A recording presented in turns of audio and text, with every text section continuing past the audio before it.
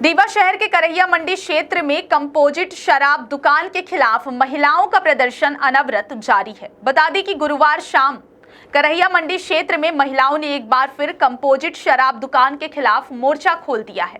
सच्चा नगर कॉलोनी की महिलाओं ने प्रशासन को अल्टीमेटम दिया है, अगर जल्द ही शराब दुकान को यहां से नहीं हटाया गया तो वे खुद दुकान को बंद करवाने उतरेंगी। आपको बता दें कि यह आंदोलन 1 अप्रैल से चल रहा है। महिलाएं 2 दिनों तक दुकान के सामने धरने पर बैठी थी। प्रशासन ने समय मांगा था। महिलाओं का आरोप है कि हर शाम यहाँ शराबियों का जमावड़ा लगता है। महिलाएं बच्चियां डर के साए में घर से निकलती हैं। यह सिर्फ एक सामाजिक नहीं बल्कि सुरक्षा का सवाल भी है। इस पूरे मामले पर आबकारी विभाग के सहायक आयुक्त ने कहा कि महिलाओं का ज्ञापन प्राप्त कर लिया गया है और उसे वरिष्ठ अधिकारियों को भेजा गया है। जैसे ही निर्देश मिलेंगे कार्रवाई की जाएगी। महिलाओं ने सीधे उप मुख्यमंत्री राजेंद्र शुक्ल से मांग की है कि जल्द से जल्द इस दुकान को स्थानांतरित किया जाए, वरना आंदोलन उग्र होगा। रीवा की सड़कों पर यह सिर्फ प्रदर्शन नहीं, यह एक सशक्त संदेश है कि जब जिम्मेदारियां नहीं निभाई जाती तो आवाजें बुलंद करनी पड़ती हैं। रीवा से मनीष दाहिया की रिपोर्ट।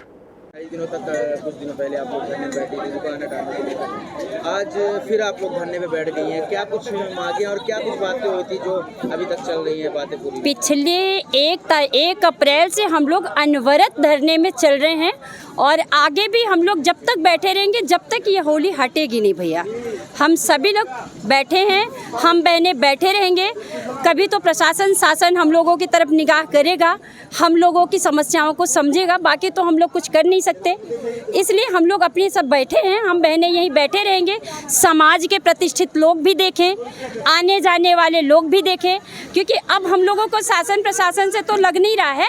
हम लोगों ने उम्मीद पाल के रखी, यहाँ के समाज के जिम्मेदार ठेकेदारों से हम लोग अब उम्मीद लगा के बैठे हैं कि यहाँ समाज के जो बड़ी बड़ी बातें करते हैं, बहन बेटियों की रक्षा सुरक्षा की बात करते हैं, अब हम सब उन जिम्मेदार, उन सभी अपने समाज के उन बड़े वरिष्ठ लोगों से, उनसे उम्मीदें लगा के बैठे हैं कि अगर सरकार नहीं सुनती है तो हमारे समाज के वरिष्ठ जन, हमारे समाज के बुद्धिजीवी जन, अब वो हम बहनों के लिए आएंगे और खड़े होंगे। और अगर नहीं खड़े होते हैं तो हम लोग तो अनवरत बैठे हैं, आज नहीं कल, कल नहीं परसों नहीं, जो होने वाला होगा, लेकिन हम लोग तो बैठे हैं और बैठे ही रहेंगे। अभी बाहर आप लोग बैठी हैं, बिल्कुल शाम हो चुकी है और काफी जो इसके शौकीन है शराब के लोग आ रहे हैं, भीड़ भी लगी। क्या आप लोग डर नहीं लग रहा है इन सब चीजों से, आना जाना सारी चीजें? हर रोज डर डर के घुट घुट से मरने से अच्छा है कि हम लोग यहाँ बैठ के ही मरेंगे और बैठे ही रहेंगे भैया। आप लोग के आबकारी अधिकारी लोग आए थे, क्या बीते दिनों तो क्या कुछ बातें हुई थी? आने को तो अब तक कितने अधिकारी आए, कितने कर्मचारी आए और हर लेवल पे, यहाँ तक कि आप सब जितने भी पत्रकार बंधु हैं उन सभी के सहयोग से हम लोगों की बातें प्रदेश स्तर तक पहुँच चुकी हैं, ऐसा मुझे जानकारी है। हर लेवल पे हर तरह से, फिर भी अभी तक किसी ने जिम्मेदारी के साथ हम बहनों के कंधे में हाथ रख के ये नहीं कहा कि हम आपकी जिम्मेदारी लेते हैं, चलो बहनों हम सब आपकी सुरक्षा की जिम्मेदारी ले रहे हैं, आप सबके लिए हम लोग खड़े होंगे और आपकी लड़ाई और आपकी समस्याओं को समझेंगे और हम ये होली कहीं अन्यत्र शिफ्ट करवाएंगे। अधिकारियों ने कुछ टाइम की बात की थी, कुछ दिन मांगे थे कि बात करते हैं, देखते हैं हटवाने के लिए। कुछ अधिकारियों ने तो बहुत सारी बातें कही थी। उन्होंने तो ये कहा था कि 24 घंटे यहाँ आपकी सुरक्षा के लिए मैं गार्ड का इंतज़ाम करवा दूंगा, मैं यहाँ कैमरे का इंतज़ाम कर दूंगा 15 दिन के लिए, मैं यहाँ सारी सुविधाओं का ख्याल रखूँ। कहना और करना दो बड़ी अलग अलग बातें होती हैं। ये बिल्कुल दोहरी बातें थी जिसका कोई भी किसी भी तरह से कोई अमल नहीं किया गया। आप सभी यहाँ पे आपके सामने कैमरा घुमा के दिखवाइए और मैं ये पूछूंगी आपसे कि यहाँ पे कहाँ पे वो गनमैन बैठा है, जरा हम लोगों को भी मिलवा दे।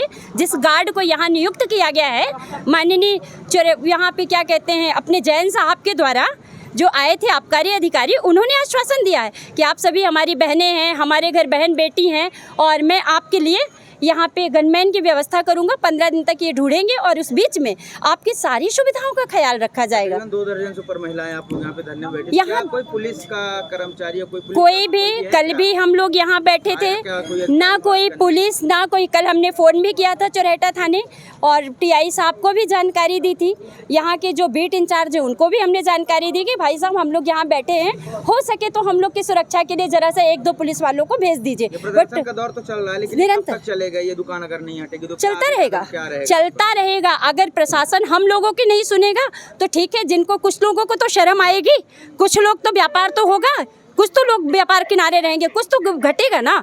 अगर हम लोग का मान सम्मान घट रहा है तो यहाँ व्यापार घटाएंगे, हम लोग भी बैठेंगे, भगाएंगे यहाँ से, ग्राहक भगाएंगे। जो हम लोगों के बस का, हम लोग होली का कुछ नहीं करेंगे, लेकिन यहाँ आने वालों के साथ जिस हद तक बनेगा सब करेंगे। आगे का कदम क्या रहेगा? नहीं, मंत्री जी से हम लोगों ने मांग की है, मीडिया के माध्यम से मांग की है, और हर स्तर क्या मंत्री जी को ये जानकारी नहीं है? सबको जानकारी है, सबसे हम लोगों ने आवेदन निवेदन सब कुछ किया है, सारे प्रशासन स्तर पे सभी जगह ये बात है। यहाँ तक जहाँ तक मुझे जानकारी है तो प्रदेश लेवल पे जाने के बाद तो हर किसी को, और मंत्री जी तो हमारे घर के हैं, क्या यहाँ की बातें मैया तक नहीं पहुँच रही है? सबकी जानकारी में है, किसी को बहनों की कोई परवाह नहीं है। हम वो बहनें हैं कि जैसे हम लोग लाडली नहीं, हम लोग अपने माननीय शुक्ला जी की सौतेली बहनें हैं, और हम लोगों के साथ सौतेला व्यवहार हो रहा है। अभी तक लगातार हम लोग के साथ सौतेलों की तरह व्यवहार किए ही जा रहे हैं, लेकिन अभी भी हम लोग उम्मीद लगा के बैठे हैं कि हमारे माननीय शुक्ला जी, राजेश शुक्ला जी हम बहनों की मदद करेंगे, हम बहनों को ससम्मान यहाँ से उठाएंगे और ये होली अन्यत्र शिफ्ट करवाएंगे। अभी भी विश्वास नहीं हारी हूँ मैं। मेरा नाम ममता तिवारी है, यहीं करैया होली के पीछे हमारा घर है। अगर ये आपकी मांगे नहीं पूरी होती तो आगे क्या रहेगा, आपकी रणनीति क्या रहेगी? हमारा सारी चीज़ें चल रही हैं। हमारा लगातार चालिए भैया, हम लोग यहाँ लगातार आके बैठ रहे हैं, और हमारी बिल्कुल मंत्री जी से यही मांग है कि हमारी जल्दी से जल्दी मांग पूरी कर दी जाए, और हमको पूरा आश्वासन है कि मंत्री जी हमारा सुनेंगे, कल से हमको ना बैठना पड़े। और बिल्कुल हम उम्मीद कर रहे हैं कि हमको ज़्यादा से ज़्यादा नहीं कि कष्ट ना उठाना पड़े। अब अनुरोध कर रहे हैं मंत्री जी से कि हमारी मांगें सुन ली जाए, और अगर 17 तारीख 15 दिन का हमको समय दिया गया था, अगर 15 दिन की अवधि पूरी होने के बाद नहीं होता तो फिर हम लगातार बैठेंगे।